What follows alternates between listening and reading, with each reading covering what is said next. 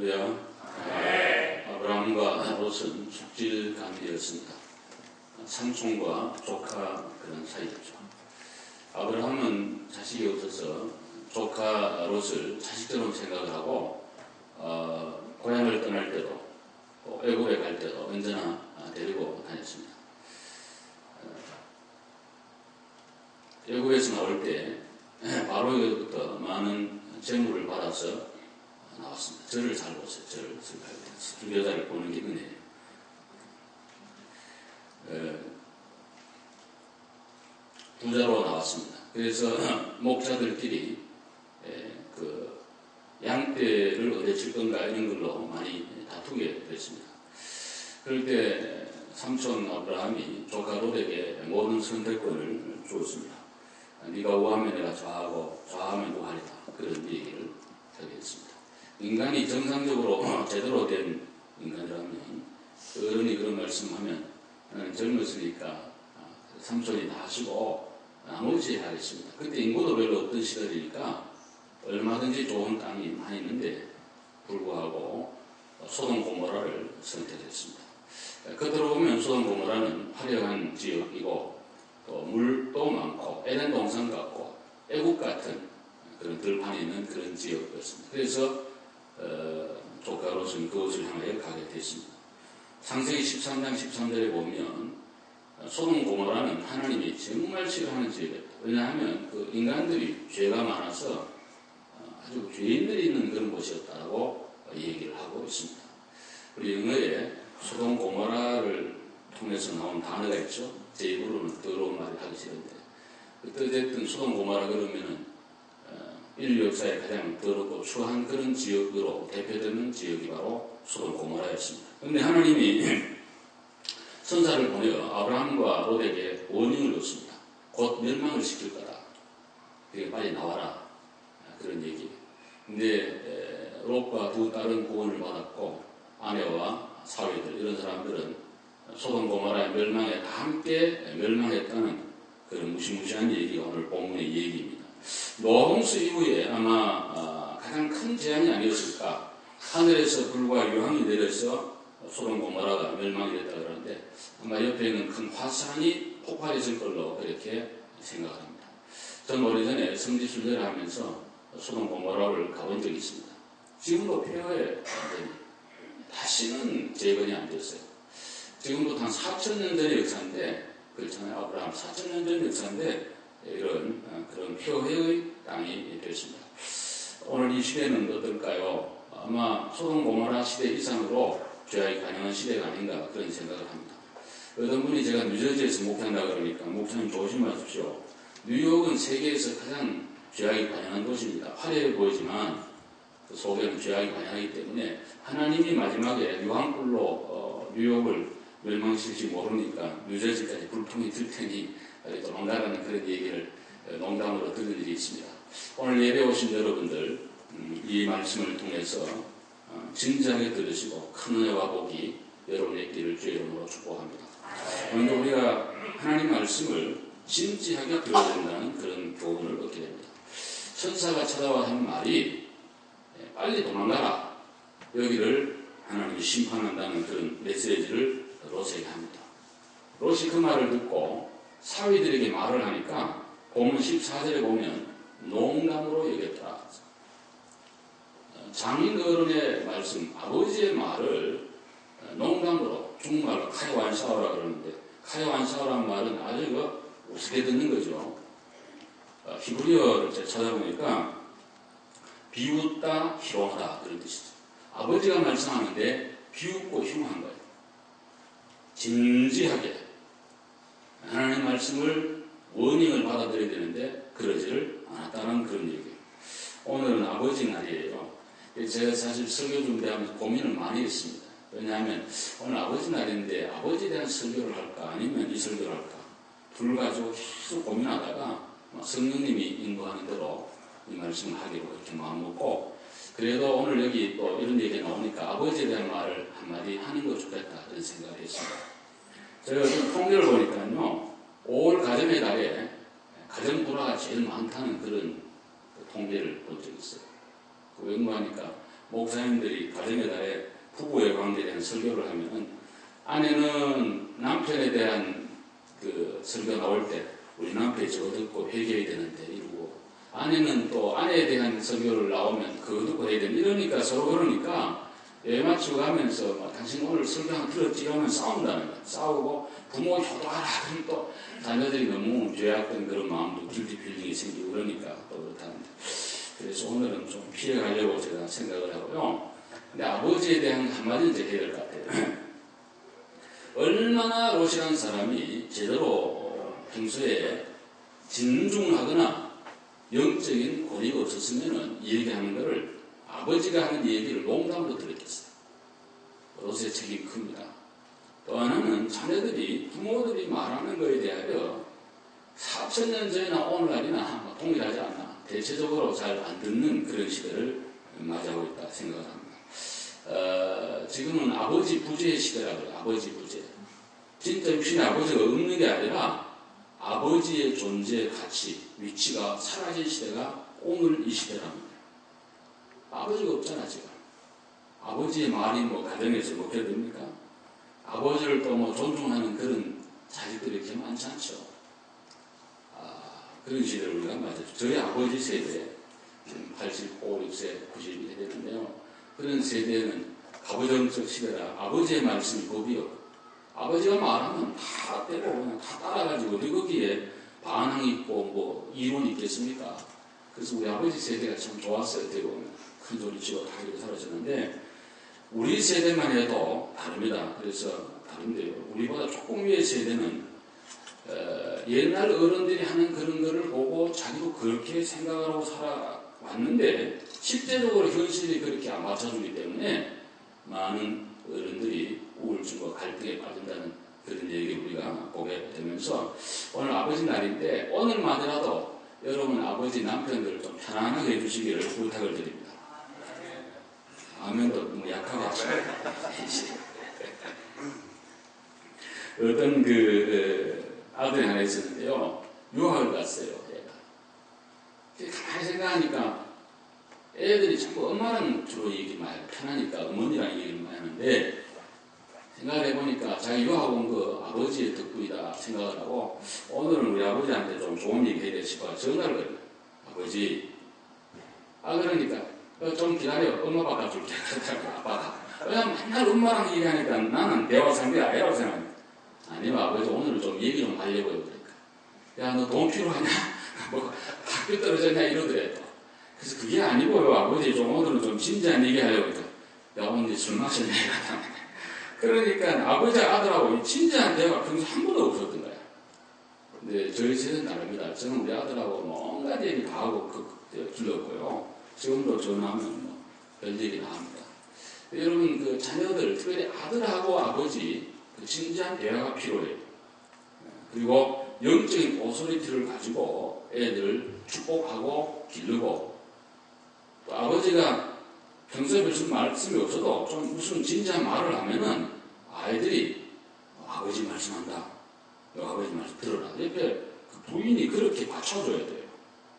그 역할이 굉장히 중요한 거예요. 근데 그냥 애들 앞에서 남편을 무시해버려. 그러면은 애들이 아버지가 말하면 안 듣습니다. 농담력입니다, 진짜. 그렇게 되면은 가정의 질서도 무너져버리고, 재미가 없는 거예요. 대만의 어떤 법원 기록을 읽어보니까 판사도 여성, 변호사도 여자, 검사도 여자, 뭐 자세히 살펴보니까 피고만 남자다. 지금 우리 한국 중앙일보에 내난 거 봤는데 판사님도 여자분, 검사님도 여자분, 변호사도 여자분, 법원 경위 높은 경찰관도 여자, 뭐 참관인도 여자, 전부 여자. 근데 우리 아무대로 사법고시는 암기에 쓰잖아요. 여성들이 뛰어납니다. 그래서 앞으로 아마 얼마 안 가서 70~80%가 한국법 쪽에 여성들이 되지 않을까. 나쁠 거 없다고 저는 생각해요. 그러나 가정은 달라요. 사회는 그렇게 되어도 가정은 달라요. 성경에는 분명히 네 아내들아 남편에게 그러지 남자들에게 복종하라. 성경 그런 말 전혀 없어요. 남녀는 평등해요. 그러나 가정의 아내와 남편은 반드시 질서가 있는 거예요. 그러니까 오늘 아버지 날이니까 여러분 아버지 좀 올려 좀 주시길 부탁을 드립니다. 잘 해주세요. 네, 잘 해주시기 바랍니다. 근데 어찌됐든 워닝을 안 들은 거예요. 이게 문제예요. 워닝을 안 들은 게. 우리가 교통 운전에 가다가 워닝이잖아요. 그거 안 들으면 사고 납니다. 건강에 대한 워닝도 많죠. 매운 거, 짠 거 덜 먹어라. 지방제 하지 마라. 과식 하지 말아라. 잠자기 전에 먹지 말아라. 또 콩물 먹지 말아라. 술 마시지 말아라. 담배 피우지 말아라. 스트레스 받지 말아라. 온갖 원인이 있는데 이런 거 다 무시하고 막 가면 장사 없습니다. 나이 들면 반드시 말강 신호등이 켜지게 됩니다. 일본의 그 히로시마 나가사키에 여러분 원자폭탄이 떨어졌잖아요. 근데 바로 떨어진 게 아니에요. 훨씬 전에 삐라를 불렸어요. 곧 큰 재앙이 오니까 피하라. 그런데 대일본 제국이 진주만도 공격했는데 무슨 이런 일이 있겠느냐. 원자폭탄이라는 걸 한 번도 경험해보지 않았기 때문에 믿지 않는 거예요. 그리고는 이따가 수많은 사람이 방사능에 그리고 폭탄의 열기에 다 죽어가고 병들어 갔던 걸로 알 수 있습니다. 성경은 오늘 저와 여러분에게 원인을 합니다. 인생은 짧다. 이슬 같다고, 구름 같다고, 안개와 같다고, 한 점과 같다고, 인생은 티끌이라고, 예수를 잘 믿으라고, 신앙으로 살아라고, 오늘 하루 더 살면 죽음과 주님과 더 가까이 갔다고 계속 원인을 하는데 많은 경우에 나와는 관계가 없는 것처럼 살 때가 많습니다. 장례식 갔다 오면서도 죽는구나 하지만은 나는 아닐 거야. 아직도 많은 시간이 있을 거야. 라고 스스로 자위하면서 지낼 때가 많습니다. 저는 목사이기 때문에 임종 한 번도 많이 봤고요. 또 임종 직전에도 대화를 해봤고요. 또 임종하는 그런 장례식에도 가서 설교도 우리 교회뿐 아니고 밖으로도 이렇게 아는 사람들은 갈 수밖에 없는 곳은 가게 됩니다. 가보면 많은 분들이 후회를 합니다. 천국은 감사하는 분들이 오는 곳이고요. 지옥은 끌끌하는 분들이 온다는 말이 있는데 예수 잘 믿을 걸, 교회 봉사 좀 더 잘할 걸, 좀 진지하게 살 걸, 가장 후회를 많이 하는 통계의 말은 뭐냐면 좀 더 사랑하며 살 걸. 가장 그 후회를 많이 하는 걸로 그렇게 되어 있습니다. 지금도 여러분 때가 안 늦은데요. 사랑한다는 말을 하고 싶으면 오늘 하십시오. 오늘 하시고. 선하고 좋은 일이 생각이 난다면 미루지 말고 오늘이 나의 마지막일지 모르니까 오늘 꼭 하시기를 바라고요. 격려할 말이 있으면 오늘 하시기를 바랍니다. 우리는 주의 말씀을 진지하게 받아들여야 되는데 롯의 사회들은 농담으로 여겼다. 이곳을 떠나라, 소돔 고모라를 떠나라 그러는데 떠나지를 않는 거예요.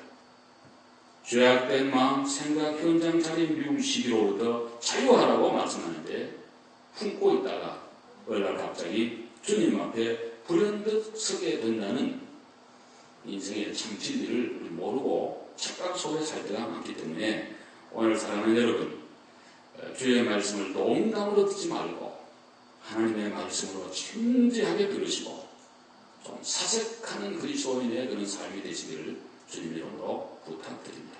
에베소 4장 22절에 보시면 너희는 유혹의 욕심을 따라 썩어져가는 고습을 쫓는 옛사람을 벗어버리고 의와 진리와 또 거룩함으로 지으심을 받은 새 사람을 입으라 라고 말씀하시는 이 말씀에 귀를 기울이시기를 바랍니다. 그 다음에 우리에게 주는 교훈은 오늘 여러분과 저는 하나님의 은혜로 산다는 귀한 교훈을 본문을 통해서 받게 됩니다. 하나님이 말씀했습니다. 빨리 좀 떠나라. 근데 롯이 지체했다고 본문이 얘기하고 있어요. 왜 지체했을까요? 롯은 원래 눈에 보이는 것을 가장 사랑했던 사람입니다. 의리도 인정도 삼촌이라고 하는 그러한 관계도 그동안 아브라함이 자기에게 베풀어준 모든 은혜보다도 내 눈에 보이는 좋은 소돔과 고모라가 좋았기에 거기에 선택했던 사람이기 때문에 그것을 두고 떠난다고 하는 것은 너무너무 힘든 거여서 지치를 합니다. 하나님이 재촉을 하니까 나오게 되는데 16절 하반절에 보면 여호와께서 그에게 자비를 더하심이었더라. 우리 한번 아멘 합시다. 아멘. 여호와께서 그에게 자비를 더했다. 그 말은 하나님이 인자를 베풀어서 결국은 무엇이 구원을 받게 됐다. 죽어야 되는데 하나님의 각별한 은혜로 롯은 구원을 받았다. 여기 자비와 인자란 말은 상대의 행위에 관계없이 베푸는 하나님의 긍휼과 사랑입니다. 하나님 롯과 그 가족에 주신 것은 하나님의 은혜와 긍휼이었습니다. 그렇습니다. 지금까지 우리 모두가 여기까지 지금까지 살고 있는 것은 하나님의 은혜일 뿐입니다. 죄 지은 행위대로 소행대로 살아본 대로 심판한다면 누가 주님 앞에 설 수 있겠습니까? 모든 사람이 죄를 범하였음에 하나님의 영광에 이르지 못했다고 성경은 말씀을 하고 있습니다. 여러분과 저는 죄인입니다. 그저 하나님의 은혜로 구원받아서 여기까지 살아오게 되었다는 귀한 말씀입니다. 저는 지난번 집회를 마치고 피렌체라는 데를 가보게 됐습니다. 피렌체는 르네상스의 본산지였고 미켈란젤로나 단테나 이런 분들의 고향입니다. 세계적 천재가 제일 많이 나온 곳이 피렌체로 되어 있습니다. 저는 피렌체를 왜 그렇게 가고 싶어 했는가 하니까 교회사를 공부하면서 내가 언젠가는 피렌체는 꼭 가봐야 되겠다 그런 생각을 제가 늘 했습니다. 왜냐하면 사보나 롤라라고 하는 유명한 순교자가 피렌체에 있었기 때문에 그분을 한번 좀 생각을 하면서 그 현장을 한번 꼭 가고 싶었습니다. 그래서 로마 가기 전부터 교회에서도 읽어보고 공부도 하고 나름대로 그렇게 해서 갔는데 저를 안내하는 전문 가이드 MBC 방송에 한 10번 정도 나와서 로마에 대한 소개했던 집사님도 사보나롤라를 모르더라고요. 그 세상적으로만 하니까 그냥 성당으로 뭐 이런데 유명한 그 다윗상 이런 것만 하지 모르더라고요. 그래서 얘기했더니 이제 컴퓨터 인터넷 쳐가지고 이탈리 말로 막 나오는 거 읽고 목사님 유명한 분이 계셨네요. 그렇죠. 마틴 루터 이전에 종교개혁을 일으킨 위대한 하나님의 큰 사람이라고. 근데 이제 거기를 가서 이렇게 보니까 아무 흔적이 없어요. 왜냐하면 로마 캐톨릭이 제일 싫어하는 사람입니다. 교황 알렉산더 그 교황을 향해서 가장 비판적인 설교를 하고 뭐 그냥 바로 해야 된다고 했던 분이 사보나롤라였기 때문에 그렇습니다. 흔적이 없는데 그걸 찾아봅시다. 광장을 막 찾아보는데요. 이야 너무 놀랐죠. 전주를 했습니다. 동판으로다가 200년 정만 연도를 기억을 못하는데 전에 그 후손들이 거기다가 동판으로 그 광장 피렌체 중앙 광장에다가 사보나롤라를 기념하는 그 동판을 박아놨다가 얼마나 많은 사람이 그냥 밟고 지나가는지 패드한데 이탈리아 말로 써놨는데 보니까 저도 있겠어요. 보니까 사보나롤라 다 이렇게 되다가 거기에 있는 걸 보고 저는 하나 찍고 왔는데 너무나 정말 감동을 제가 많이 받았습니다. 왜냐하면 공부할 때 그렇게 많이 들었던 사보나롤라 순교 현장을 보게 됩니다. 시의 중심에 있어요. 바로 그 메디치가 유명한 르네상스의 가장 큰 동력이 됐던 메디치가 돈 많은 부자 가문에서 살던 집 앞에 그 광장인데 거기에 그분이 그걸 했는데 이분은 로마 캐톨릭을 향하여 강력한 메시지를 전달했는데 뭐냐면 우리가 지금 이렇게 교회가 하는 거 잘못됐으니까 믿음으로 예수를 믿음으로 구원받지 행위 구원이 아니다. 그때 이제 베드로 성당 지으려고 뭐 면접도 팔고 이런 그 이제 그런 분위기 시대니까 주장을 하니까 교황이 그때 왕도 뭐 임명하고 폐위할 정도 권력이 있는데 그 사람 하나 그거 뭐 간단히 없앨 수 있는데 문제는 민중들이 그걸 보존하기 때문에 이 사람은 건들 수가 없었어요. 그런데요 작전을 써가지고 결국은 사보나롤라가 죽게 됩니다. 그는 7월달 제가 갔을 때가 6월 초니까 바로 지금 때인데 그 광장에 화형을 당해 죽어요. 근데 그렇게 따르던 모든 사람이 한 사람도 사보나롤라를 지지하지 않고 다 배신해가지고 도망을 가버려요. 그 선자 외로이 그는 순교의 길을 가게 되었습니다. 그렇지만 그가 흘린 피는 종교개혁의 하나의 불쏘시가 되었고 오늘 우리들이 또 만든 큰 역할을 감당해야 하는데 그분이 계속 강조하는 게 뭐냐면 우리는 은혜로 구원받는다. 한번 아멘 합시다. 아멘. 은혜로 구원받는다. 그거를 외치면서 잘못된 것을 지적하다가 순교의 잔을 마시고 갔습니다. 사랑하는 여러분, 예수를 믿음으로 구원받는다는 이 구원의 진리는 그저 얻어진 것이 아니고 신앙의 수많은 선배들의 순교하면서 세우고 지켜온 교리요 진리요 하나님의 가르침입니다. 여러분과 저는 은혜로 구원받는 줄로 믿습니다. 사는 것이 은혜요, 우리의 우리됨의 은혜요, 모든 것이 은혜입니다. 내 의가 아니에요. 여러분의 공로가 아니에요. 우리들이 가문이 공부가 머리가 뭐 잘해서 있는 것이 아니라 특별한 하나님의 은혜일 뿐인 줄로 믿으시기를 바랍니다. 로마를 방문하면서 로마에 너무 빠지기도 하고요. 한편으로 야, 로마 정말 좋다. 여기에 나는 한 1년간 교회에서 공부하고 했으면 좋겠다. 그런 생각을 제가 교회에서 좋아하니까 역사 공부하는 게 얼마나 재밌는지 그리고 그때를 생각을 하면서 좋은데 또 한편으로 로마는 너무 복잡하고요. 참 사는 생활이 너무 이렇게 터프하고 지금 경제가 안 좋으니까 너무 어렵고요. 소매치기도 많고 그런 지역이었습니다. 우리 한인들은 너무 좋고요. 음악하는 분들 다 마음이 순수하고 단순하고요. 복잡하지 않고 또 목사님 네 분도 너무 저희들한테 잘해주셨고 너무 고마운 그런 마음이 있습니다. 그런데 분명한 것은 미국이 어찌되든 사람이 살 수 있는 최고 좋은 지역이라는 것만 틀림없습니다. 그리고 특별히 뉴저지는 너무 아름다운 것입니다. 여러분 하나님 앞에 감사하시기를 바랍니다. 정말 하나님의 은혜인 것입니다. 할렐루야. 하나님의 큰 은혜예요. 특별히 오늘 성경에서 우리가 롯의 구원에 대한 근거를 하나 찾을 수 있다면 창세기 19장 29절 말씀 같이 한번 봅시다.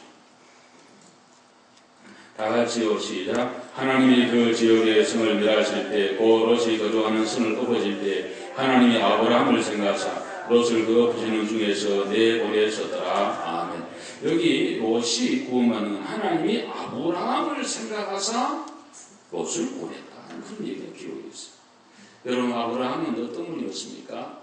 하나님이 아브라함이 오셔서 소돔 고모라 멸망한다 그러니까 하나님 앞에 이런 말을 해요. 하나님 의인이 50명 있으면 그래도 그 소돔 고모라 멸하시겠습니까? 그러니까 아니지 50명 있으면 어떻게 멸하겠어?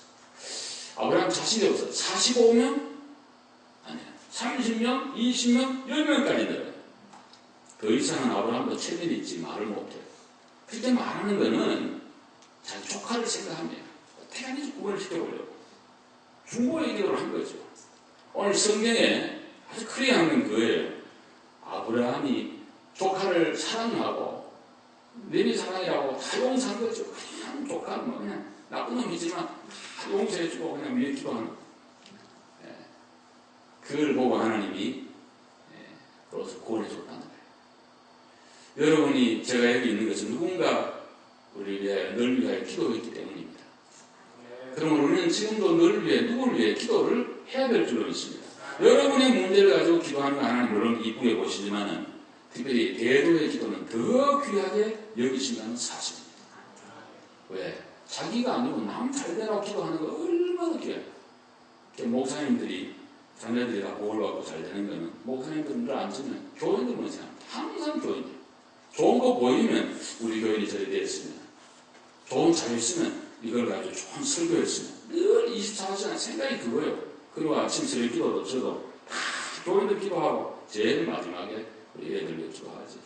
정말 항상 그러니까 하나님 귀하게 보시고 다 복을 주십니다. 여러분들이 여러분을 위해서도 기도하지만 교회를 위해서 기도하고 선교지를 위해 기도하고 중간 영혼을 위해 기도하고 모든 성도들을 위해 기도하는 그런 여러분 되셔서 여러분의 기도로 누군가 구원받는 그런 역사가 일어나기를 주의 이름으로 축원합니다. 그리고 마지막으로 하나 더 말씀을 드린다면 구원받은 자와 멸망받은 자가 기록이 되어 있습니다. 여러분 성경을 잘 보시면 그런 내용이 본문에 보면 기록이 되어 있습니다. 롯의 식구는 다 구원받게 되어 있었는데 농담으로 여긴 사위들 구원 못 받았고 롯의 아내도 구원이 없었다고 얘기합니다. 26절에 보시면 롯의 아내는 뒤를 돌아보았으므로 소금 기둥이 되었더라. 여기 뒤를 돌아본다는 이 말은 골똘히 바라본다. 마음속에 간직한다. 그 뜻입니다. 성경에 분명히 하나님 말씀. 뒤돌아보지 말아라. 뒤를 돌아보지 말아라는 거예요. 근데 롯은 안 돌아왔는데 이름은 없지만 그분은 돌아보다가 소금 기둥이 되었다. 그냥 이렇게 돌아보는 게 아니라 마음에 콜똘히 생각하면서 두고 온 금반지, 금목걸이, 돈, 이런 재물, 집 이거 생각이 나서 도저히 발걸음이 안 떨어져서 어떻구나 싶어서 돌아보다가 소금 기둥이 되었다. 제가 소돔 고모라 갔을 때 그 사회 도마에 가보면 기둥들이 많아요. 소금, 암령들이 많은데요. 어떤 그 안내하는 분이 선교사인 것이요. 이게 롯의 점이다 그러는데 그거였습니다만 예를 들어서 이런 식이었다 하는 거죠. 우리 주님이 누가복음 17장 32절에 종말론을 설교하다가 롯의 처를 생각하라. 한번 따라서 롯의 처를 생각하라. 그게 주님의 설교 내용이에요. 롯의 처를 생각하라. 그럼 뭘 생각하란 말이냐? 너무 세상에 집착하고 과거에 집착하고 물질에 집착하고 명예와 이런 것에 집착하지 말고 가라는 방향으로 가라는 주 예수 그리스도의 설교의 말씀인 것입니다. 오늘 여러분들은 멸망받을 자의 그런 마음 갖고 있습니까? 아니면 구원받을 자의 마음을 갖고 있습니까? 그걸 좀 생각을 해야 되라고 생각합니다. 집회를 마치고 월요일날 로마니교회 한평원 목사님, 사모님 두 네 분의 안대로 폼페이를 방문하게 되었습니다. 아시스를 가시겠습니까? 폼페이를 가시겠습니까? 사실 부흥회 마치는 강사는 그날로 출발해 와야 됩니다. 왜냐하면 담임 목사님이 강사가 더 피곤해요. 신경 쓸 일만 얼마나 좀 쉬게 되는데 제가 있으니까 하루를 목사님이 하루에 해서 안내를 주겠다고 해서 안내를 받아 폼페이를 가게 됩니다. 아시스는 프랜시스가 있던 곳인데 그것도 가고 싶지만 그래도 폼페이가 대표적이니까 한번 또 교회 사람들을 배우는 곳이라서 가고 싶어서 같이 갔습니다. 한 3시간, 4시간 근거리에 고속도로 무솔리니가 세워놓은 고속도로를 타고 제가 갔습니다. 근데 여러분 안대로 폼페이는 옛날 폼페이 최후의 날 그런 영화도 있었고요. 책도 많이 나오고 해서 다 아시겠습니다만 주전 아마 3, 4세기 전부터 세워진 그런 도시고요. 주후 79년 8월 24일 날 베스비오라는 그 산이 바로 뒤에 큰 산인데 그 산이 화산이 폭발해가지고 100억 톤 이상 되는 그 화산재가 300도 이상 되는 뜨거운 그 열기와 함께 이 폼페이시를 딱 덮어가지고 1549년 농부가 수로를 개발하다가 거기 쇠꼬쟁이를 발견하고 개발하기 전까지 1500년간 묻혀있던 도시가 폼페이예요. 그러니까 참 엄청난 그런 사건이었습니다. 근데 그 목사님 말씀이 우리 그 시험에서 못 가봤는데 그 너머에 산 너머에 베스비오 산 너머에도 도시가 하나 있었는데 용암은 흘러가서 거기를 덮어버리고 화산재는 폼페이를 덮었다. 너무 신기한 거예요. 참 하나님이 했다는 거에 너무너무 마음에 와닿는 게 산에서 폼페이까지 거리가 상당한데 중간에 화산재가 떨어지고 딱 와서 고기만 딱 덮어가지고 평균 7m 정도 높이로 덮어가지고 도시가 완전히 묻히도록 그렇게 딱 됐답니다. 그러니까 참 어떻게 그렇게 됐나.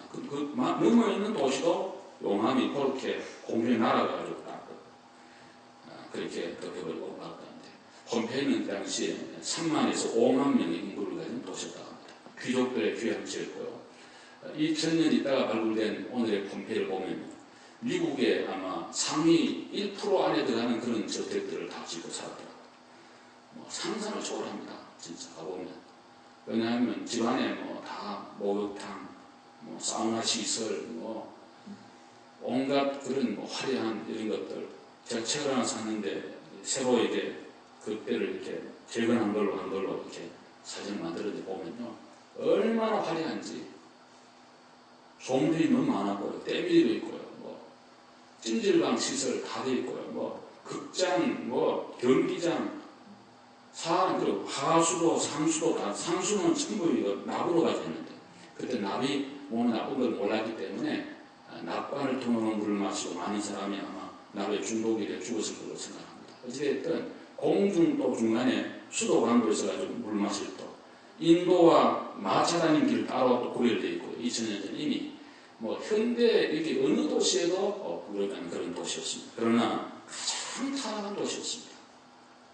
정말 필설로 말할 수 없는 그런 사치와 타락과 향락이 있던 도시가 바로 폼페이오였습니다. 그래서 하나님의 큰 심판이 아니었을까 그런 생각을 조심스럽지만 해보게 됩니다. 인구가 3만에서 5만이었는데 주 20년경에 어떤 사람이 나타나서 베스비오 산을 가보고 하는 말이 앞으로 큰 폭발일 거다 조심하라 이런 원인도 있고요. 62년 AD 62년경에 큰 지진이 나가지고 폼페이오가 많이 무너졌다고 근데 다시 재건했어요.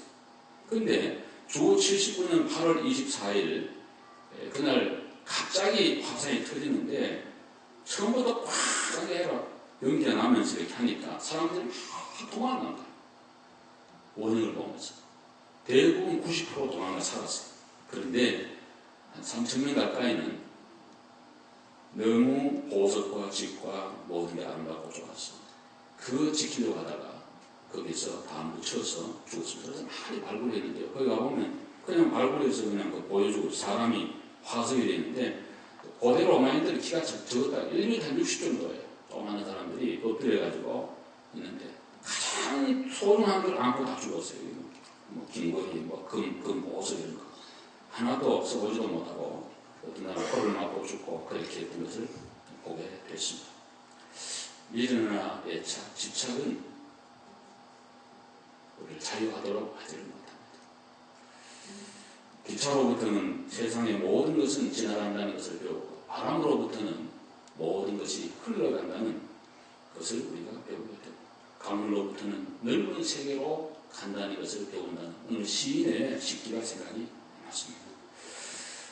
여러분과 저는 종말을 향하여 달려가고 있습니다. 저는 그런 생각과 가치관을 누려가고 있습니다. 내일 지구의 종말이 와도 오늘은 한 그루의 사과나무를 심겠다는 철학자의 말처럼 열심히 최선을 다해 우리 살아가야 될 줄로 생각합니다. 이분들에도 불구하고 이 땅만 모든 것이 있는 것처럼 집착하고 애착을 가지고 여기에만 소망을 두고 살아가는 어리석은 인생들이 우리는 되서는 안 될 것입니다. 오늘도 눈을 들어 예수 그리스도를 바라볼 수 있기를 바랍니다. 십자가를 바라보고 예수를 믿고 천국을 소망하면서 이 땅에 환난이 와도 믿음을 갖고 이기시고 감사하면서 우리 모두 살다가 다 구원받는 축복받는 여러분 되시기를 바랍니다.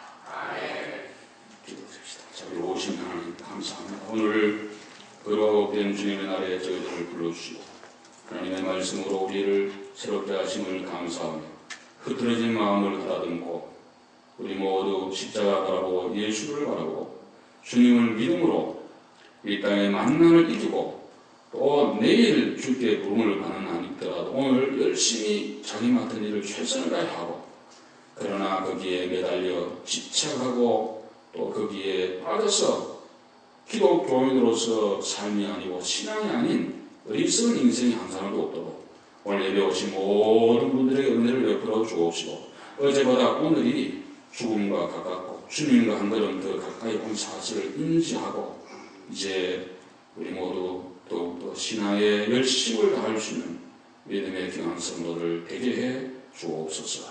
예수님의 이름으로 기도드립니다. 아멘.